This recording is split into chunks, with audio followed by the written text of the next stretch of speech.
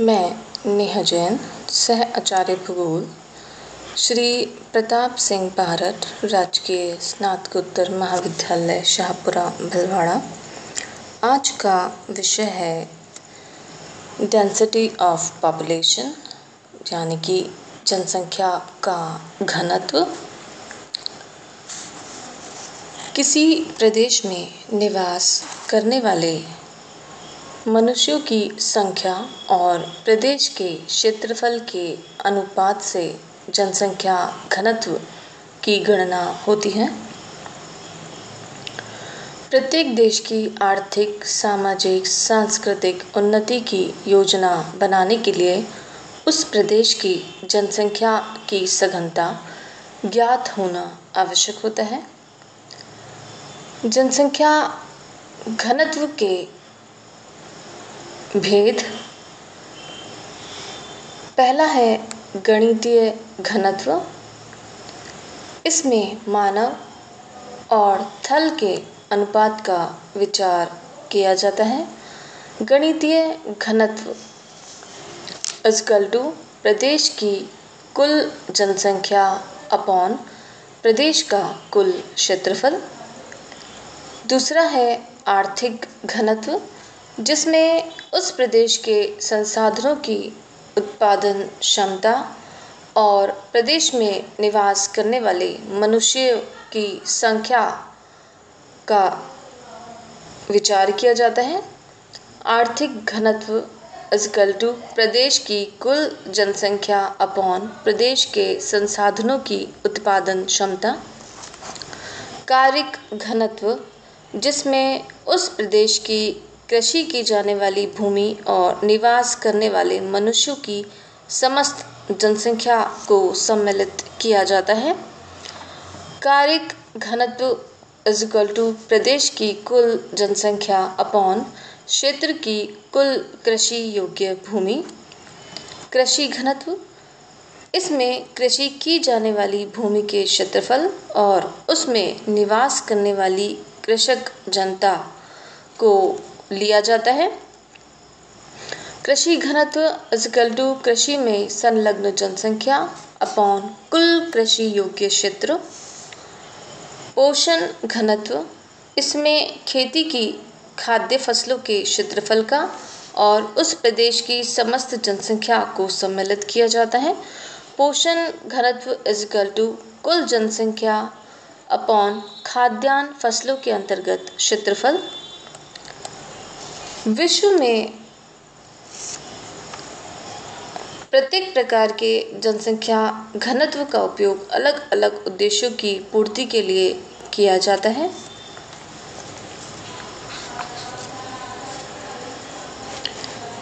विश्व में जनसंख्या घनत्व का वितरण। विश्व में जनसंख्या घनत्व के वितरण का अध्ययन करने के लिए संपूर्ण विश्व को 5 भागों में बांट सकते हैं। पहला अत्यधिक घनत्व के क्षेत्र, दूसरा है अधिक घनत्व के क्षेत्र, तीसरा है सामान्य घनत्व के क्षेत्र, चौथा है अल्प घनत्व के क्षेत्र और पांचवा है प्राय निर्जन क्षेत्र।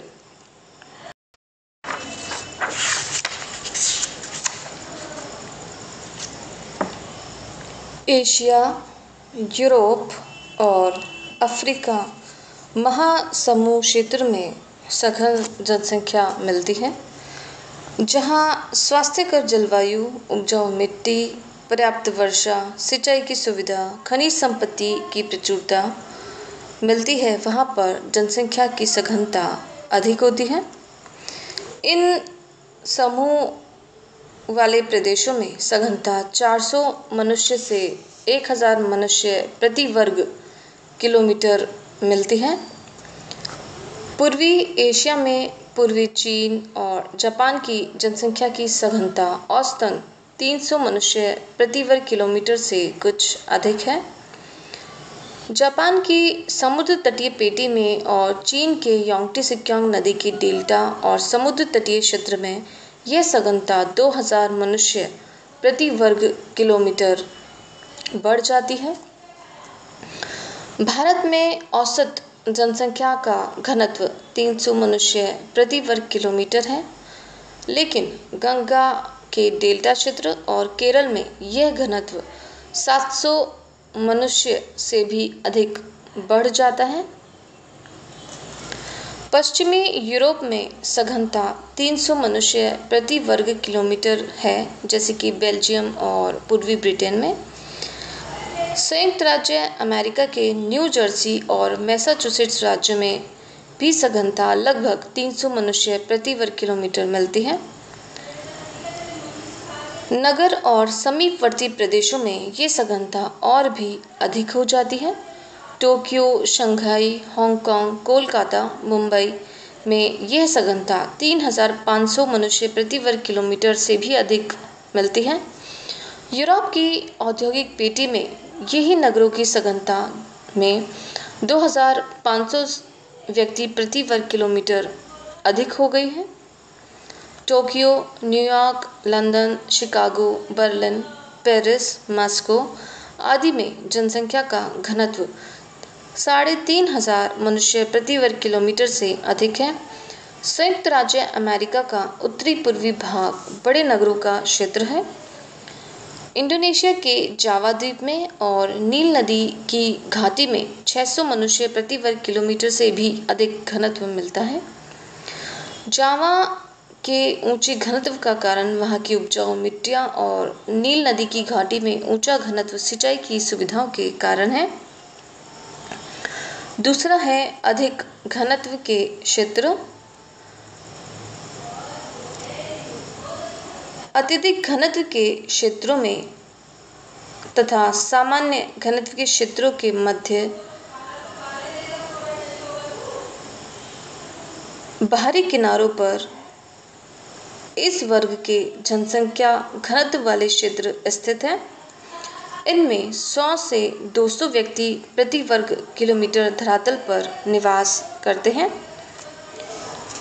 यूरोप के औद्योगिक क्षेत्रों के समीपवर्ती कृषि प्रदेश, उत्तरी अमेरिका के औद्योगिक प्रदेश, भूमध्य सागर के सहारे, तुर्की, सीरिया, इजराइल, फिलिस्तीन, अल्जीरिया, ट्यूनीशिया, मोरक्को तटीय प्रदेश, इराक की दजला फरात घाटी, अफ्रीका में गिनी की खाड़ी का तटीय प्रदेश इसमें सम्मिलित हैं, जहाँ पर अधिक घनत्व मिलता है।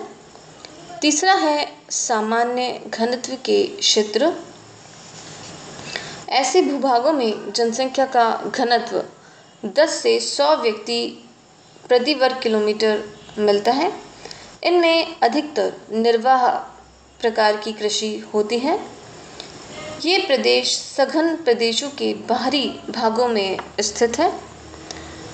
87 डिग्री पश्चिम और 100 डिग्री पश्चिम देशांतरों के बीच में मध्य संयुक्त राज्य America, Spain, Balkan, Turkey, Siberia में ट्रांस साइबेरियन रेलवे की संकरी पेटी, अल्जीरिया, नाइजीरिया, म्यांमार, मलेशिया, उत्तरी कोरिया, चिली, ब्राज़ील के समुद्र तटीय प्रदेश इसी प्रकार के प्रदेश हैं।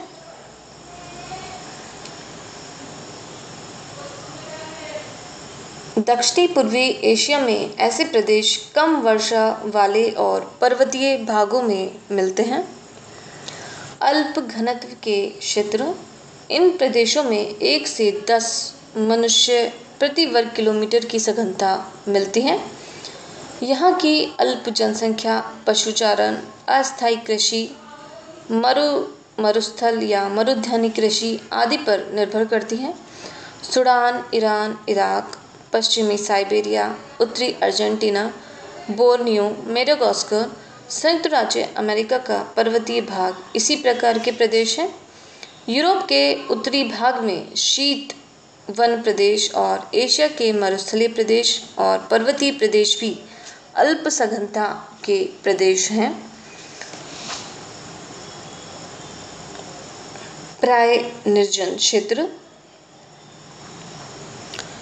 इस भूभाग में सघनता 1 व्यक्ति प्रति वर्ग किलोमीटर से भी कम मिलती है। भूतल के 70% भाग में जनसंख्या का घनत्व एक मनुष्य प्रति वर्ग किलोमीटर से भी कम है। पृथ्वी के विशाल क्षेत्र इस प्रकार के निर्जन क्षेत्र हैं। अंटार्कटिका महाद्वीप पूर्णतः निर्जन है। ग्रीनलैंड में भी केवल दक्षिणी तट पर थोड़े से व्यक्ति निवास करते हैं। कनाडा का उत्तरी भाग, साइबेरिया का टुंड्रा प्रदेश, मध्य एशिया का सहारा का मरुस्थल, कालाहारी मरुस्थल, अरब और थार का मरुस्थल जो कि राजस्थान में है, ऑस्ट्रेलिया के मरुस्थल, पैटागोनिया, अमेजन, कांगो नदी बेसिन इसी प्रकार के क्षेत्र हैं। उष्ण मरुस्थलों में, मध्य अक्षांशों के मरुस्थलों में, टुंड्रा के बर्फीले मरुस्थलों में, उष्ण आर्द्र वन क्षेत्रों में, उच्च पर्वतीय भागों में अत्यधिक कम जनसंख्या है, जबकि बर्फ से ढके हुए क्षेत्र बिल्कुल निर्जन हैं। इन क्षेत्रों में भोजन एकत्रीकरण, आखेट, मत्स्य पालन, पशुचारण आदि के द्वारा जीवन का निर्वाह किया जाता है।